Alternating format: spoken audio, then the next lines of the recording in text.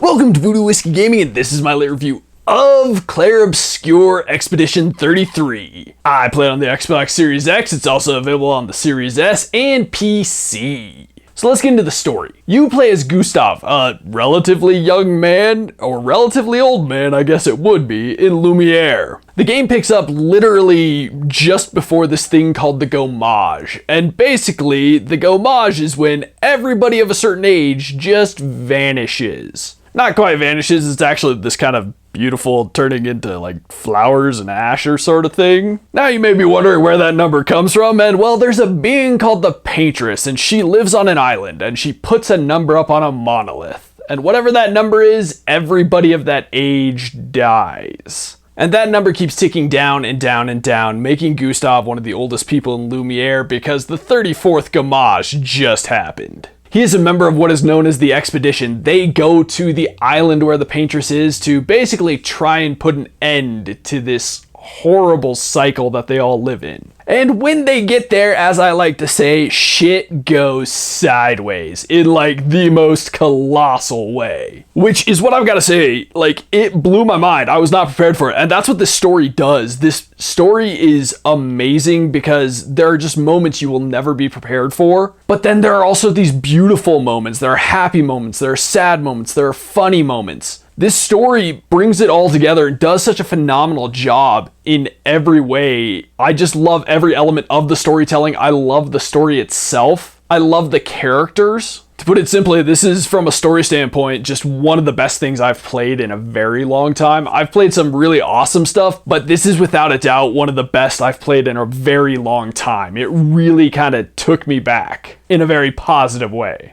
Now let's move on to the audio, and the first thing I'm going to say is this is an amazing soundtrack. It's definitely one I want to own. I think everybody should own. It was great. Whether it's the music for the combat, the music for exploring the world, the cutscenes, just at any point in time, the music is perfect. The voiceover work is amazing, and they fit all the different characters so well, including some of the weirder characters and creatures that you meet along the way. Last but not least, sound effects. I don't know what else to say, but the sound effects were amazing. Whether it's the ambient noises when you're running around, whether it's the combat, just every little sound effect fits so very well that it kind of blew me away. Now let's get on to the gameplay mechanics and whatnot. And this is a turn-based RPG that fixes the age-old question of why is my character standing there and getting hit instead of dodging? I bring that up because this game is not just a turn-based RPG. You can actively try to dodge or parry your enemy's attacks. And each enemy has their own timing, and each enemy has a variety of attacks that require their own timing. And admittedly, I'm not amazing at it, but it feels so good when you pull off that perfect parry or you dodge every single attack. Somebody out there far better than me will absolutely nail this and go through and eventually get like a no damage run or something like that. I imagine that it is possible, just not for me, but I still enjoyed it. I also enjoyed the characters because each of them go back to like ye olde classes. Each of them is a set class. It's not like modern RPGs where you can basically just build yourself however, but you kind of generally wind up in one set role. No, each of them have their very much set roles and their own specialties, and you get to combine them into a 3-person party to basically build the party that works best for you in all reality.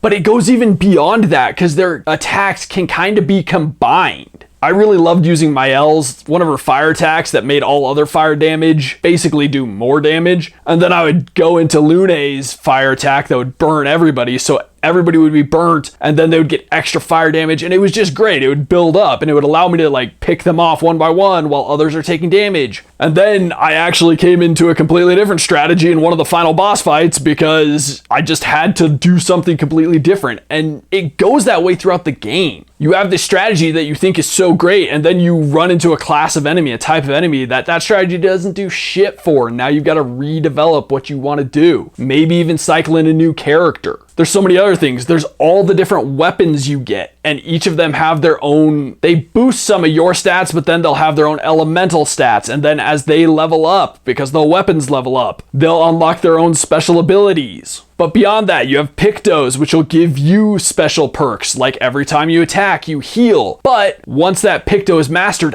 everybody can equip it in one of their, I can't remember what they are, slots, but it's not a Picto slot, but they have certain points for that. Lumina slots, that's what it is. And then everybody has their own abilities, and you can unlock abilities, and you can customize which 6 abilities you want to have in combat. And then the best part is, and I'm not going to go into any spoilers to it because I want you all to just experience it, you'll gain new mechanics. Like, they will add something completely new halfway through the game, and it'll be another little wrinkle to the combat that you have to learn and master. And quite frankly, I loved that because it keeps the combat fresh. But I also love the dodging and parrying mechanics because that keeps you engaged. Now, there's also sort of an open world. You don't do too much in the open world. You basically move around the map to, I'm gonna call them dungeons. It's not quite the right phrase, but that's where you'll do the majority of your combat. That's where you'll do the majority of things that progress the story. But out on the map, you can camp, and at the camp, you can talk to the other characters and you can learn more about them and develop their relationships, as well as do upgrading and just all sorts of things that I really enjoyed and just added an extra layer of depth to the game and the story. I really feel like they did a good job taking ye oldie turn-based mechanics and modernizing them, and it just works incredibly well. I think everything from the gameplay mechanics worked really well. I was actually impressed by it. They also have somewhat of a Soulsborne element to it in the sense of you have flags, they act kind of like the bonfires, but they're not quite the bonfires because there's a lot of autosaves in this game. So if you die in combat trying to learn the new attack patterns of your enemies, it restarts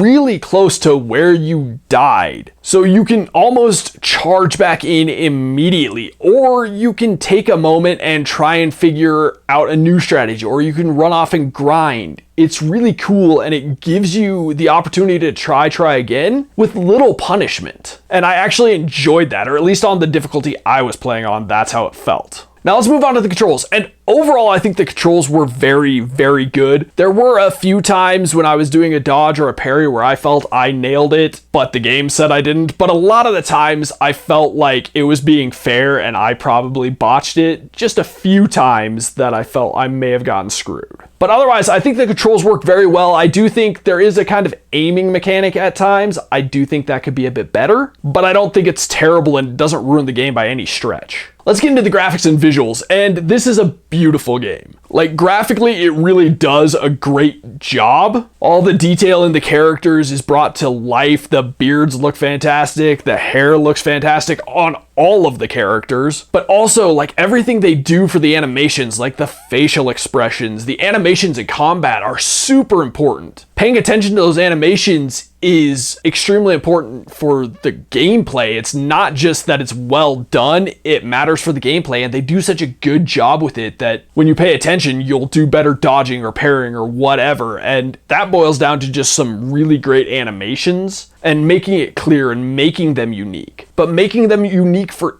each of your characters as well. And I just love how vibrant the world is. Like, some areas are really vibrant, some are not, some are incredibly intricate in their design, other areas are a little more simple. You get all your basic biomes, you get forest, not so much desert, but you get like forest, snow, all of that. You get some really cool buildings and architecture that are just incredibly brought to life. And then it's the art design as well. All the characters' different costumes, all their different attacks, their different styles, their different hairstyles and outfits that you can equip each character with and kind of customize and make them a little unique. There's the creature design, the world design, just all of the design elements from an artistic standpoint are great, and the graphics are there to bring them to life. If I was gonna bitch about the game visually, it's that a couple of the male characters look very similar to each other. But really, that's so minimum, it's not even worth complaining about. I was just so impressed with everything they did visually. Now, if we're gonna get into like glitches or anything like that, I think the worst thing I experienced was a loading screen just fully froze up on me and I had to exit out and load back in, but that happened exactly once and it never happened again. It happened in the first like hour or two, and it was a loading screen. Hours and hours and hours and hours later, it never happened again. All right, let's get into the wrap up. So to put this simply, I have never said a game is perfect, and this is about as perfect as they can get. And part of it is the gameplay, part of it is the visuals, the story, all of that. But one of the major components of that praise is that this game took me back. It made me feel like I was playing Final Fantasy for the first time again. I enjoyed every element of this game, and even in the moments when I felt a little frustrated, it was so well done of how quickly I could restart that fight that that frustration faded very quickly. I know this game has been getting a lot of praise, and I'm gonna praise it too. I fully recommend this game. I don't care what you're playing on, PC, Xbox, it's fully worth owning. I know it's currently free on Game Pass, but you should buy it and own it. You should do that because you will help be funding these developers who have done something just absolutely phenomenal. Okay, so in the comments down below, why don't you tell me, what's the last game that you felt was just absolutely phenomenal? Every element of it. And as always, thanks for watching. If you enjoyed the video, please hit that like button. And if you like what I'm doing in general, share and subscribe. Have a good one.